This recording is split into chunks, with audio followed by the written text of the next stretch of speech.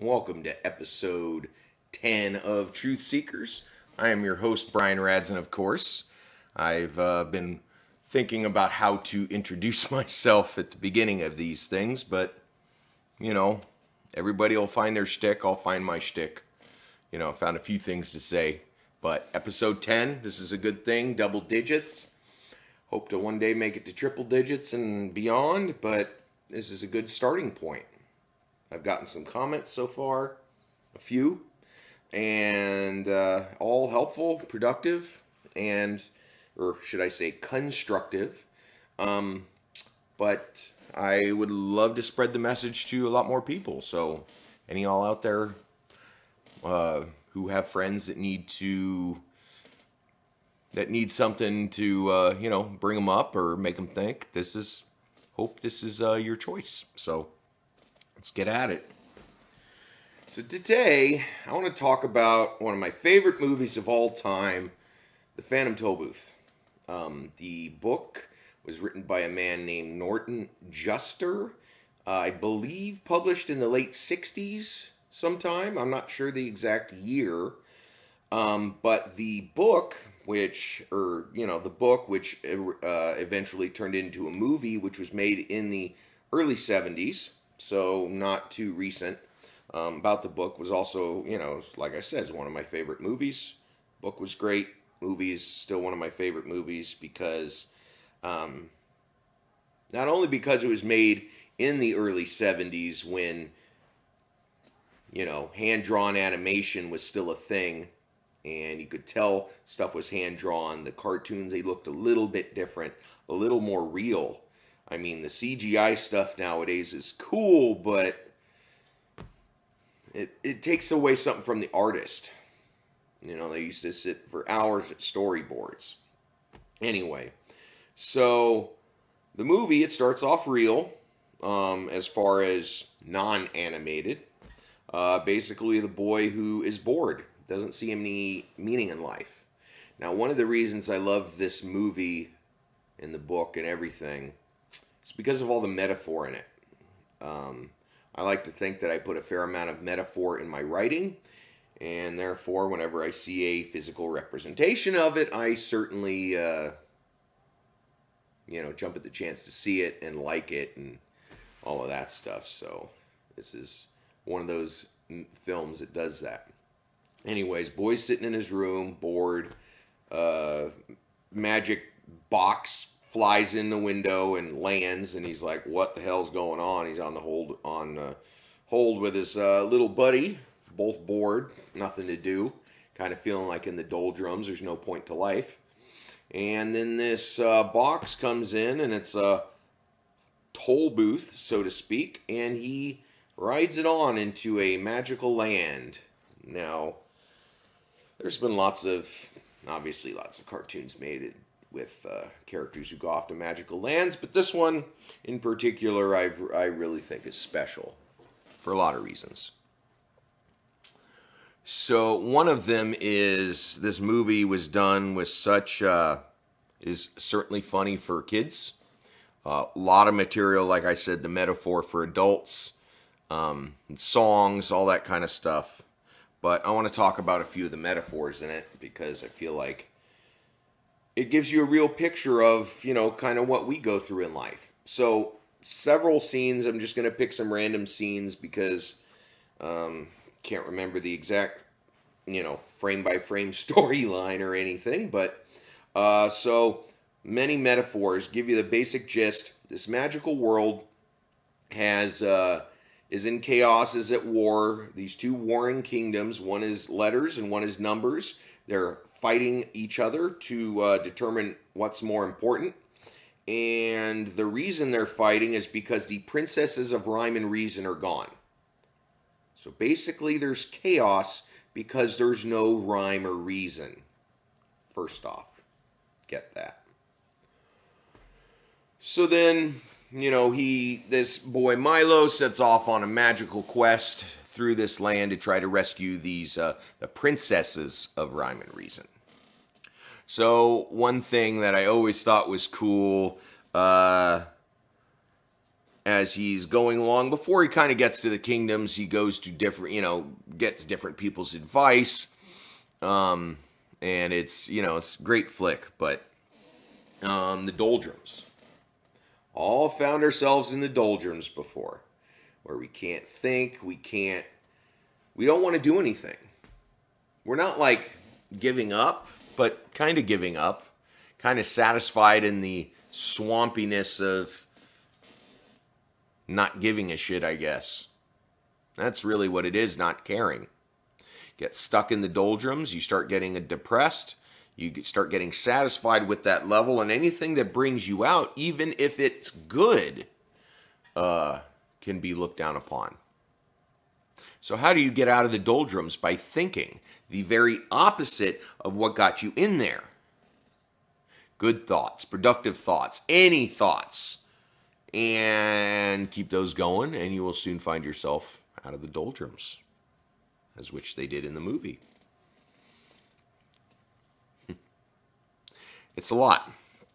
Finally finds the kingdom, these two warring kingdoms. Not only are they in the desert, but it reminds people of some of the roots of mathematics and language are rooted in some of the ancient Arabic, or should I say ancient Egyptian, ancient Bedouin. I'm not sure exactly the tribes, but basically, ancient Arabs, for lack of a better phrase.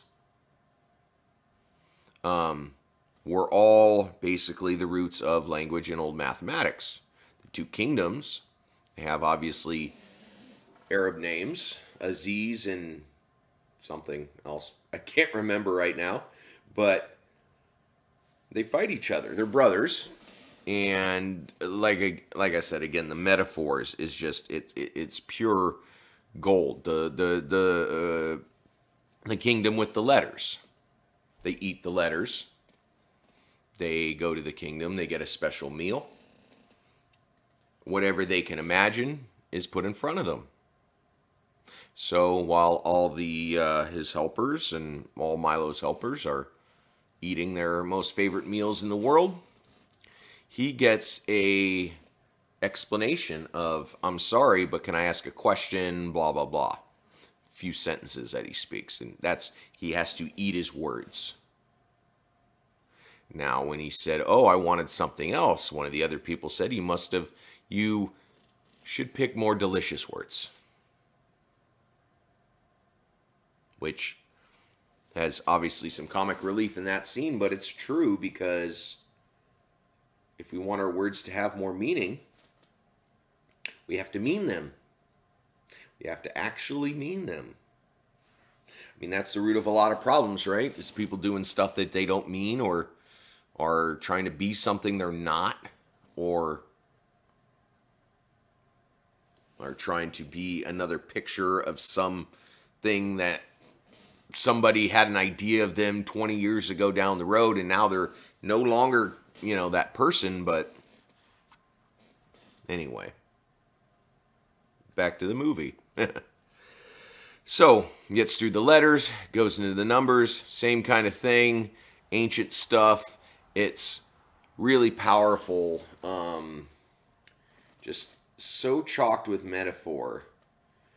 When he leaves the kingdom of the letters, the king is so happy that he, kind of brought him some peace and was going to go talk to his brother, the number king, that he gives him a bag. Now, this bag contains every word that can be used in the possible English language. He said this will get you out of trouble. He said this will bring you up, will help you achieve your wildest dreams. I'm thinking, it's language. That's the metaphor.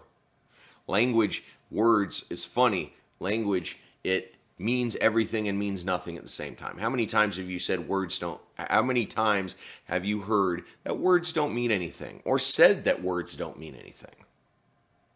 Well, I have a lot of times. They mean nothing and everything at the same time. How is that even a thing? Language is how we convey how we feel, but at the same time, we can't get caught up on words because sometimes the actions are more detailed and more meaningful than the words. Picture's worth 1,000 words, for instance. So, you know, any words you can imagine. Now, after he goes to the Number King, does whatever he does, comes out the other side, and the Number King is very happy with him too, that they're all going to rescue the princesses of Rhyme and Reason in the sky to end chaos, as they say. Gives him a pencil, which he says has a magic eraser and it's a magic pencil. It can write any number on Earth, any number out there, any number that you will need, any number that you could conceive of. It's just a pencil. Just a regular pencil.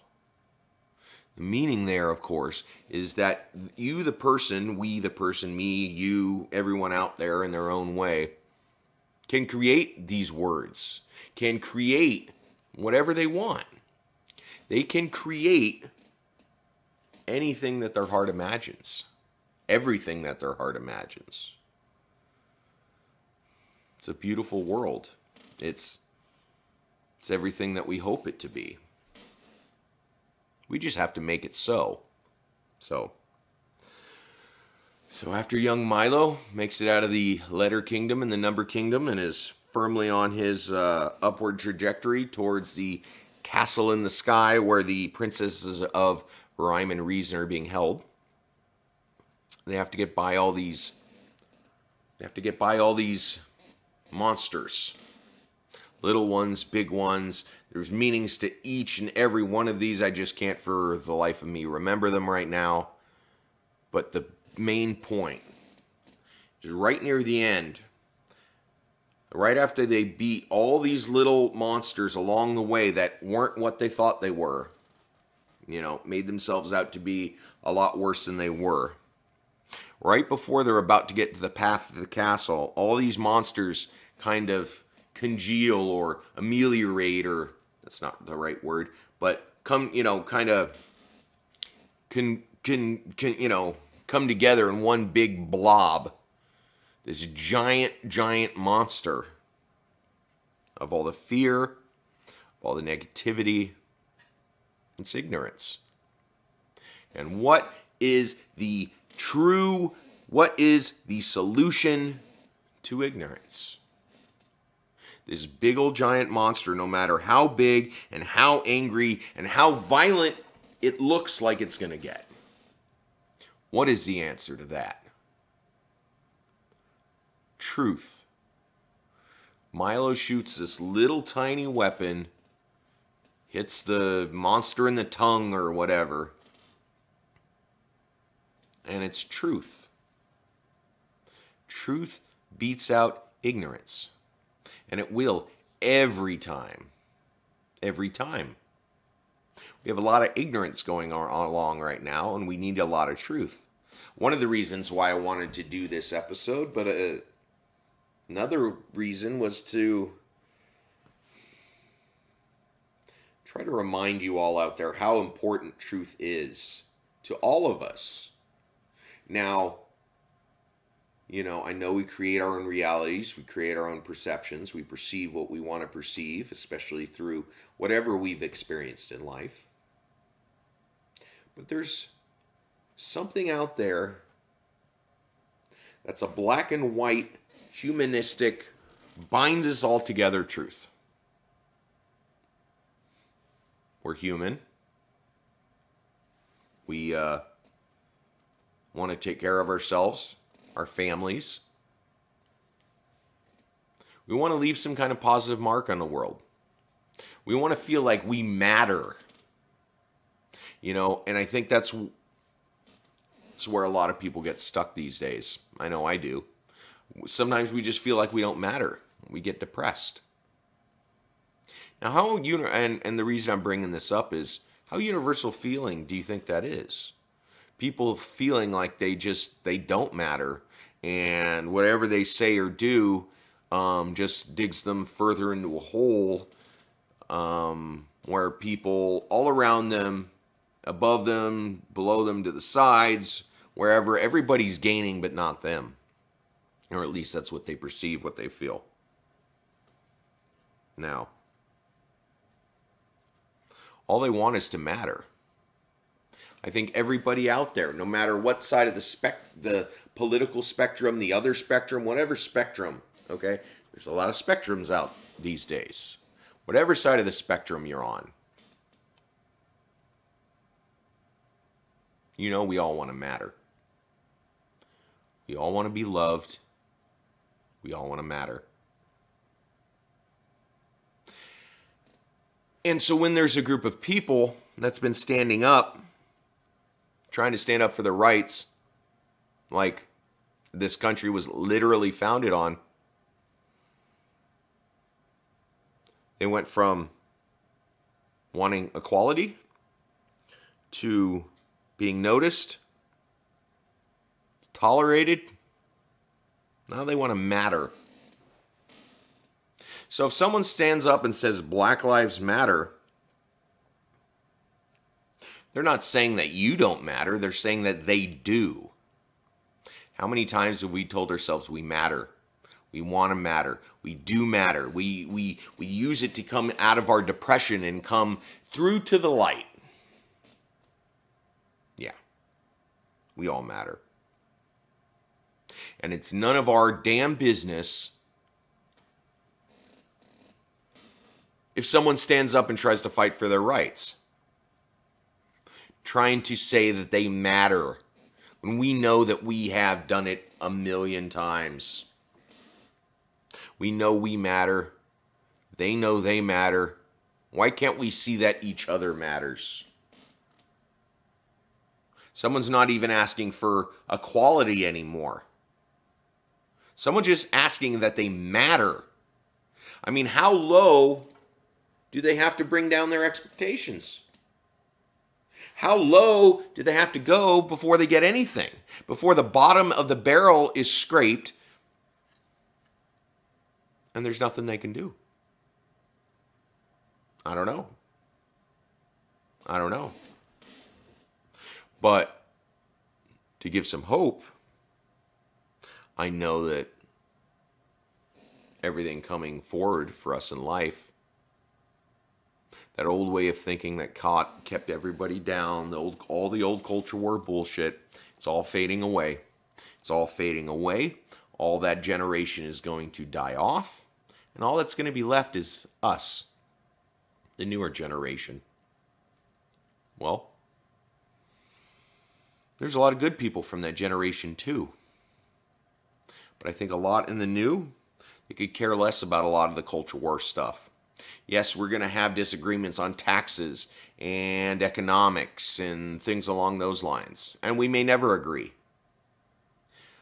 But most of the things that get, for lack of a better phrase again, liberals and conservatives caught up, all the moral stuff, if people would realize that all people have rights, all people matter, and if you're against that, you're going to lose. If everybody realized that, they would stop putting up false promises, false speeches, false talk. It comes back to truth. Truth wins out all. It's why it beat ignorance in the Phantom Tollbooth. It's why Milo goes back to his life after he defeats this monster. Through the whole animated part of the movie, because that all part's animated. Then when he comes back to his regular life, it's, regular filming again. He's no longer bored. He wants to go out and enjoy life and enjoy the beauty and play with his friends and play games and kick a ball and, do all the stuff a kid's supposed to do. Well, are we as adults, are we at the point where we realize that we must do the same thing? We must remember what life is really worth. We must always take pleasure in the simple things, but not get caught up on them. Don't hang on to little moments so long that it changes their meaning and inherently makes it bad. We can do this. Realize that metaphor is everywhere in our lives, and it's there to help us.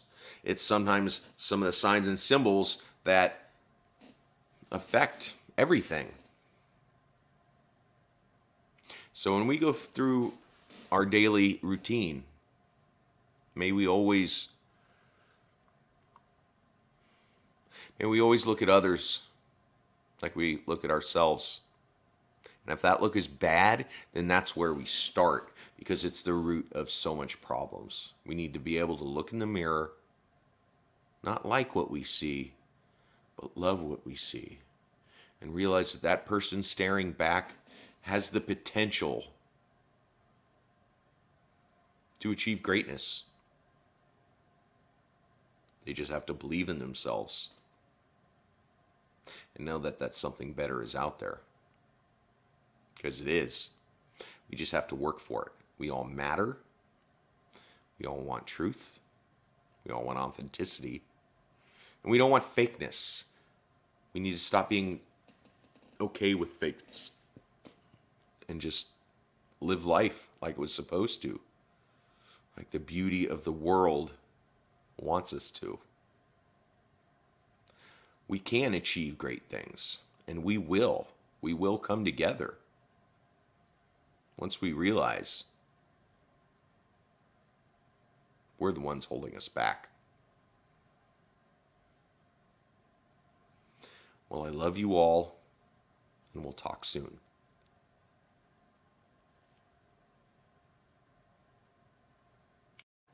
Remember to like and share this video and hit the subscribe button. Links for all my social media, my website, and where to buy my books are in the description below. Love and gratitude will find a way. We just have to keep the conversations going. See you all soon.